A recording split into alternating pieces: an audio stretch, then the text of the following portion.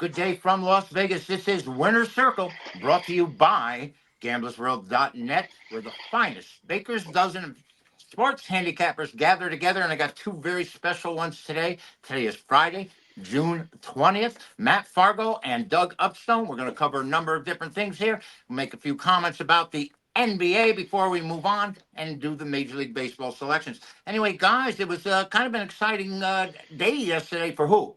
Only for Indiana, not for Oklahoma City. That's for darn sure.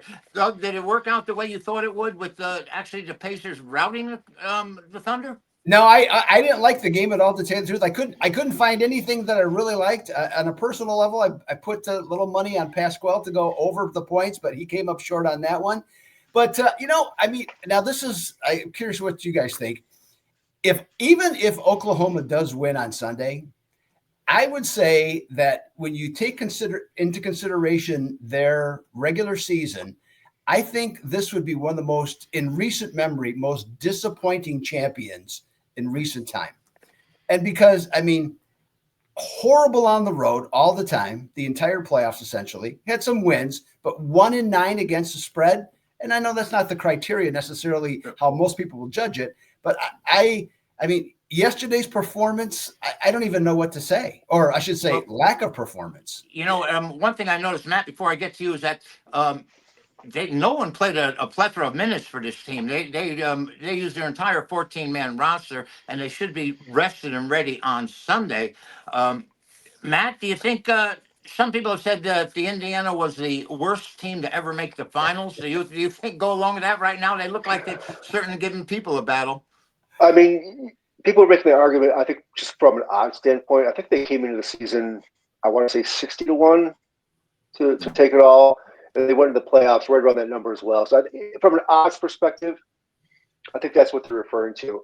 But, even coming into the playoffs, we're talking about it on a couple shows that we did. I don't know if it was with you guys or Sean and somebody else. But I've always said, like, this Indiana roster, it's one of my favorites.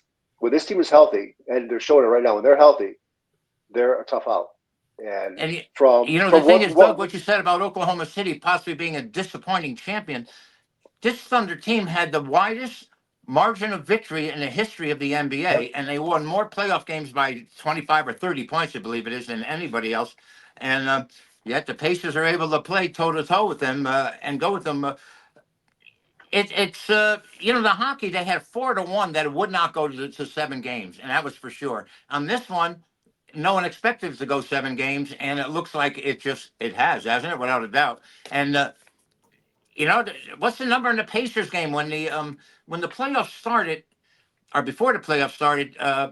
Oklahoma City was plus $1.80. They opened the finals at minus $7, so there's a big difference there. We are, by the way, at gamblersworld.net. Give us a like. We got Doug Upstone and Matt Fargo, two of the finest handicappers in the country. And I'll tell you what, I'll put this gamblersworld.net site up against anybody, because we have people that have expertise in hockey, CFL, and of course, WNBA. I'm out there loving that. But, we're going to get to that football. I don't know, Matt, if you've been playing any of that football, but thinking of football, there has been some people in the news, and Shedeur Sanders, you're familiar with him? That on Tuesday he was arrested for going 101 miles per hour in a 60-mile-an-hour zone, and that's the second one he had. The first one he had was on June 5th at 91 miles an hour. So, you know what, Doug, what do you think about these guys that get crazy? I mean, we had it happen with the Raiders, where they lost 2 great players by getting in car accidents, and before they even got a chance to play in the NFL.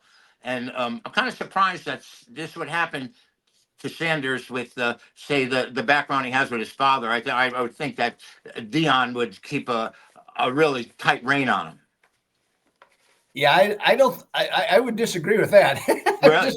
I think Sanders is. I think this is just who he is. Okay, yeah. And at some point, I'm assuming some point he'll grow up. The best thing I did hear, though, is that the only thing that didn't happen was he was trying to get up to the speed of his car up to where he was drafted, 144. Okay.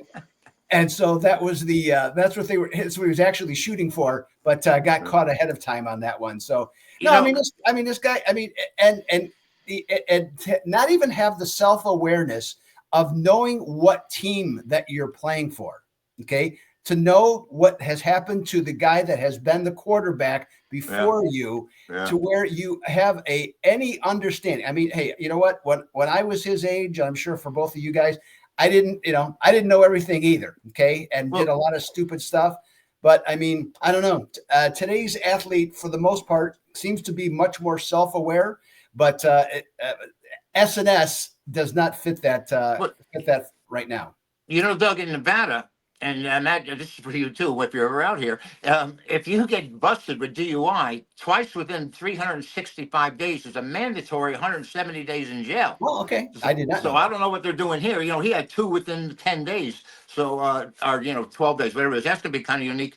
And, well, let's move on, because that's just going to play itself out, and we don't even know it's going to affect his status as a player. Sunday, I got one for you, Matt. Shohei Ohtani is getting his second start of the year, and the Dodgers seem to need him. He wasn't too effective in the one inning he did pitch. Do you think they're going to? I think their plan is to use him in the playoffs, and that's why they're getting him ready and geared right now. Do you think he's going to? That's their goal through the end of the season, to have him ready in October? Yeah. They're not going to stretch him out much. I think from now through, obviously to the All-Star break, probably even after, he'll be pitching 1, maybe 2 innings. They're not going to stretch him out. They just want to get him loose, get him ready, and then eventually ramp him up, maybe late August, September, 3, 4 innings here and there. The guy's a unicorn, man. So they don't want to take a chance. He hasn't pitched since 2023. He's had two Tommy Johns. They're not going to take a risk for this guy. How much money are they paying him? I'm wondering, they're not going to take a risk. If they're thinking about using him as a closer, as a reliever, Doug, or do you think their mindset is to have him as a starter? Oh, I think it's a starter for sure. I mean, because when you can, I mean, he has multiple pitches. I mean, so that's really his biggest asset there. And I don't know, did you guys watch him the other night? I mean, he didn't look like he was in rhythm at all. Oh well, he was so geeked up. His everybody, different people have their different attributes about them. But I mean, his eyes seemingly were like closer in his head. Okay. Because he was just so amped up. And then throwing 100 miles an hour, like he was. But by the way, speaking of that, I have 2 other thoughts, but one thought in particular. Do you think the radar guns are accurate? Yeah, I think so. I think they're juiced up. I mean, the number of guys that continue to throw over 100. I know there's lots of teaching that has been done, and to throw harder, and different things that you can do in order to do that. But it just and I'm not saying it's off 5 miles an hour. I'm not going that way. I just think that it's juiced 1 or 2 miles per hour, which, by the way, which it initially was when they first came out with the radar guns to make it an official tool. Manfred came out and said that they were basically set at about 1.2 miles per hour faster than the average. So maybe that's why Shakur got arrested. Exactly. So I don't know. Yeah, I don't know. And watching the College World Series, I've watched a lot of those games, and geez, I mean, there's some guys in there throwing consistently 100 miles an hour. Yeah. I don't know. Just my opinion. All right. By the way, before we get on to the baseball, FYI, we're going to give a little golf information here. Not just because it's June 20th, but Charlie Woods, this guy, Charlie Woods, 16-year-old Charlie Woods, he just qualified for the U.S. Amateur yesterday by beating 2 other guys in a 3-way playoff. And, of course, the last comment about OKC and Indiana is that the OKC didn't put many minutes. Their starters, they really distributed the work time, so they should be fresh on Sunday. And I'm going to be really interested in see how Halliburton returns and responds on the road. He's been a different player at home than on the road. So we're not going to be able to get a chance to talk about that too much. So we'll move to the Major League Baseball right now. And let's go to the game that's very near and dear to Mr. Quinn's heart. Or is that Quigley? Not quite sure. You guys might know. The Mets are at Philadelphia, and these 2 are in the dead heat right now. Matt, I'll start with you. They're both 45 and 30. Mets are 2 games under on the road, and Phillies are 11 games over at home. Phillies won 7 of their last 8. The Mets have now dropped 6 in a row. Can they rally the forces here? Did the Mets come up big against Zach Wheeler? No. One word, no. Yeah, man, they lost 6 in a row. Yeah. I had the Mets on Tuesday coming off that sweep against the Rays over the weekend, thinking, this is a big road trip for them. They lost those 3 games. They have the Braves and they have the Phillies coming up, and they have to do something to turn things around. And against the Braves, they did nothing. And the last 2 games they faced Chris Sale and Spencer Strider, and now they face Zach Wheeler. So basically, you're looking at 3 Cy Young winners and or candidates in a row. They only scored 1 run in the last 2 games against the first 2 aforementioned pitchers I said. And Zach Wheeler he's amazing. You look at his numbers. You see his start 3 starts ago. He gave up 6 runs against the Braves. Right, that was his last start before paternity leave. His wife was due any day. His mind was not in the game. Yeah. So that game where he gave up 6, throw it out. Since then, since his return, he's given up 2 runs total in I believe 12 innings, 16 Ks, 1 walk. He's awesome. And the Mets are going with recall Blade Tidwell, who made 1 start earlier against the Cardinals. He got roughed up, gave up 6 runs in I believe 3.2 innings. And he's had a rough time of it in the minors. ERA over 4.75. He had a rough time of it in Syracuse last year. At AAA 5.6 something, I think his ERA was. So, since he's made it to high minors and the majors, he just hasn't looked good at all. And the Phillies, they didn't score much against Miami in their most recent series, where they did win 3 out of 4. They scored, I believe, 14 runs total. On the road, they're a different team. At home, they can crush it. They're top 5 in all offensive categories at home, and I think they get to Blade here, and I think Zach Wheeler shuts the Mets down. The Mets haven't done much at all at the plate during this recent losing streak as well. Doug, your boy should be playing hockey. You said Blade Tidwell, and he hasn't done much. His ERA's at 14 or over that. But what I wanted to mention, he mentioned Zach Wheeler and how he's a Cy Young contender. And he's 35 years old right now. I didn't quite realize that. And Doug, I don't want to steal any of your thunder, but I have to throw these numbers out. Zach Wheeler, 7-2, ERA 2.76, 88 innings, 59 hits. Let's go back to last year and just see what he did. 200 innings, 139 hits at 224 Ks. Lifetime record since coming over to Philly, 66-34, which is virtually 65%, 66%. And the Mets swept this team 3 games at home earlier in April. Do you think they can win 1 game here at Philadelphia, starting out against Zach Wheeler? I don't think it'll necessarily be against Zach Wheeler in this standpoint. And you look at, they've lost two starting pitchers. Okay. And in fact, with Miguel out, that's why Tidwell has gotten the call up on this one. But, you look at this losing streak. The ripple effect of losing 2 starting pitchers seems to have gone through the entire pitching staff, because in those 6 losses, they've given up 6.8 runs per game. Okay, so you're going nowhere doing that. Offense hasn't been much better, 14 runs total, which includes 2 shutouts in that streak. Here's the thing where I'm looking at this game, though. A typical Zach Wheeler game, and in terms of the total, is either 7, 7.5, or 8. Okay, that's pretty normal. But this one's 8.5. And when Zach Wheeler is home and the total is 8.5 to 10, he is 12-2 over. Okay, so that's where I'm going. I'm going over the 8.5 for the Mets and the Phillies in this one. The problem here, Doug, is that the Mets have had such difficulty scoring runs right now, and we can see, but they could light up Bidwell. Tidwell. Yeah, Blade Tidwell. You're right. He should have been a hockey player without a doubt. And let's go to what once was a formidable matchup in the American League. And people once thought the Baltimore Orioles had a chance to contend for the title. Though they are playing a little better of late, they're going to play the Yankees, who've come out of their worst stretch. Doesn't they wish they had Soto back? I mean, they went 3 straight games getting shut out and into I think 30 consecutive innings without scoring a run. Matt, Baltimore has been absolutely horrendous year. They're minus $1,300 if you play them $100 a game. They're 10 games under 500. Like Atlanta, do you think they're dead in the water, or do you think they have a shot at coming back at least in the division? No, I think they're dead. Obviously, they've already fired their manager, so they're on their second one right now. As far as this game goes, Max Fried, I think the Yankees are 7-0 in 7 home starts this year. He pitches unreal at home. There's no way I can lay the price in this one. What I do like is the under. I don't think Baltimore gets much against him. Nobody really has. And Sagano, who's pitching for Baltimore, he's actually pitched well on the road this year with he's got a 2.85 ERA, 1.00 whip.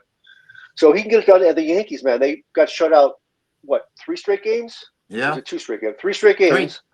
They finally scored some runs yesterday against the Angels. I think they put up 7. But this offense just isn't clicking right now. So I think we're catching a good number with the total. I think this one is a low-scoring game. I think Fried has a legitimate shot at shutting the Orioles out. Yeah. I don't think the Yankees. Sorry. I don't think the Yankees are going to get much on their own either. The way their offense is going right now. You with, know, 8 of the last 10 have gone good. under, and Fried, of course, he's the marksman here. But Doug, how about this team? How about the Baltimore Orioles looking to the future, starting a 35-year-old rookie from Japan? 35-year-old rookie, 5-4, 3.38 ERA. Total for the game is 9. The Yankees are over 200 as a favorite. We don't, for the most part, don't mess with that. Baltimore's beaten the Yankees 5 of the last 7 times they played them, and they've won 6 of their last 9. So the Orioles, the Orange Birds, are making a move here. I don't think so. Yeah, well, they're playing better. We can put it that way. One thing I can share with Matt, Chip and Sean heard it yesterday. We talked about the Yankees being shut out 3 straight times, and then Matt, they actually doing that. They set a historical record. They are the first team in American League history, dating back to 1900, to be shut out 3 straight games and strike out 10 or more times in each of those games. Really? Wow, I did not hear that. That has never happened. This is why, Doug, I say this team's not built for the playoffs, because when you start facing aces game after game, the strikeouts go up and the runs go down, and the Yankees aren't built that way. Yeah. So with this one, with Max here, in his in 15 starts, he has allowed 14 times 2 earned runs or less. Okay. What got my attention, though, where I'm going to go with this is on a prop bet, and the strikeouts is 6.5. Okay, is the number. He has, in his last 3 home starts, he's had 7 or more strikeouts in his last 3 home starts. Baltimore comes in; they are number 4 in strikeout rate per game. They're number 4, so the fourth worst, and they are horrible just in general against left-handed starters. So I like Fried to go over the 6.5 for strikeouts in this game. All right, the total is 9. Baltimore's minus 1,300 on the year. Max Fried, I think he might be the difference here. I can't lay 2-1, but I could possibly consider laying the run line if you believe the Yankees are out of their doldrums and can come out and score some runs. Once again, the home team only gets 8 at-bats if you have the lead. So that 9th inning, it catches so many people where they come in with a 4-1 lead and they score 2 runs, and everyone, they're happy they won the game, but the bettors aren't too happy with the result. That's for sure. Max Fried's been excellent. He's only given up like 70 hits in 95 innings, and that's not doing too bad, gentlemen. Not too bad at all. All right, we have another game here. Someone snuck this game in on me. We have Detroit with Flannery going up against Tampa Bay, and these Rays, they drive me freaking nuts. Every year, I think this is the year they're going to just flounder around, and they just seem to do the same thing every year. They're 3rd in the American League in hitting, 2nd in runs behind the Yankees. I mean, Doug, how do you see it happening? How do you see Tampa Bay coming up with all of a sudden they're streaking? I think they've won more in games than anyone else in the last month, the last 30 games. They had a big streak there. Yeah, they're 20-8, as a matter of fact, in recent games. And I have one for you guys here, something else I found out yesterday. So one of their top players, Junior Caminero, okay, he right now, he has hit into 19 double plays. Wow. So far, okay. Jim Rice holds the record, and I actually now forget if it's either 34 or 36. So he's on pace to break that record. And and anybody that knows, with baseball, there's basically 2 things that happen to hit in double plays. You're hitting the ball hard, and he's fast, so that's not an issue. But he's hitting the ball hard right at somebody, okay, on a continual Either basis. you're hitting it hard or you're very slow, Matt. Well, he's not slow because I think he's got 28 steals already. I think is what he has. Well, that's sort of an anomaly, isn't it? I mean, for a guy to have that kind of. Oh yeah, well it's all. I mean, I think there's only been. I want to say 19 players. I thought is what I read yesterday. 17 or 19 players that have hit into 30 or more double plays in a season. So he seems to be almost assured that's going to happen. The question is, does he break Jim Rice's record? Okay, on that. Yeah, and you bring up a good point about the majority of those players are probably really slow. What he's doing right now with those double plays is bad luck. He's hitting the ball right at people. Yeah. He's hitting the ball hard right at people. It's bad luck. And it's unfortunate. A lot of those could be hits. He's just not finding the gaps. That's what it is. Yeah, the scouting. He is fast. Today's baseball, though, the scouting. Oh my goodness, it's amazing. Yep. Well, speaking of amazing, here we got the best team in baseball, Detroit. Okay, going up as arguably the hottest team. Now the Tigers. I think there's a possibility here. The Tigers might show up a little lethargic in this one. Yesterday they played a doubleheader, against Pittsburgh, and included in that doubleheader were two different rain delays that were almost 2 hours. Okay, with those games, so they were just hanging around the ballpark for an awful long time. They're going to use Jack Flaherty, 5-7, 4.03 ERA. He, at least to me, he's kind of gone back to the pitcher he was with St. Louis. Okay, not a bad pitcher, but at best middle of the rotation on this one. The Rays split 4 games against Baltimore. They lost last night, but like I said, they're still 20-8. They're only 3 games in the loss column behind the Yankees now in the AL East on that one. Shane Baz 6-3, 4.54 ERA. He's kind of had a roller coaster season. Okay, sometimes good, sometimes bad. Here's the thing, though. When the Rays are in this game is like 110 to 115. I should qualify that in terms of them being a home favorite. And when Baz and company are 125 to minus one, plus 125 to minus 125, when he's pitching 6-0. Add in the fact that Flaherty, when he faces a team that averages more than 1 stolen base per game, he is 1-9. So I'm going with Tampa Bay here to get the job done against the Detroit Tigers in this one. Boy, I hate these Rays. I mean, I hate them from the day that this Cash was starting as relievers, throwing them. Are they giving you a devil of a time there, Chip? Is that what it is? I can't stand it. I don't want any part of them. And Matt, I don't know how the Rays must be doing with mirrors. I can't see it. I really don't. And they come up with pitching that we don't anticipate. And I am just I hate this team. I just really, really hate this team more than the Jets. And that's saying something. Yeah, this is a tough one for me. With Shane Baz, he's really struggled at home. He has a 5.36 ERA in 8 home starts. And Detroit's hitting ball well this year. But Doug brought up a good point about how his team could be tired after yesterday. Play the doubleheader, a couple rain delays, having to travel south, and Flaherty been up and down like you mentioned. I can't trust him right now. He started off the season pretty good. He's been kind of up and down. If I did have to play this game, I think I'd probably play the over. I think both offenses will be able to get to the opposing pitcher. I don't like Baz in this spot at all. And I think the Tampa offense has enough to get enough runs to Flaherty. What do we have? Was it 8.5? Yes, 8.5 right now. So I can see a 5-4 type final, 6-3 type final for sure. Well, I have a hate bet here. I'm definitely playing against the Rays. I can tell you that. Hey, and by the way, everybody out there, don't be afraid to give us a like or go to gamblersworld.net and get our premier games, which are posted each and every day. And, it's a grind right now during the summertime.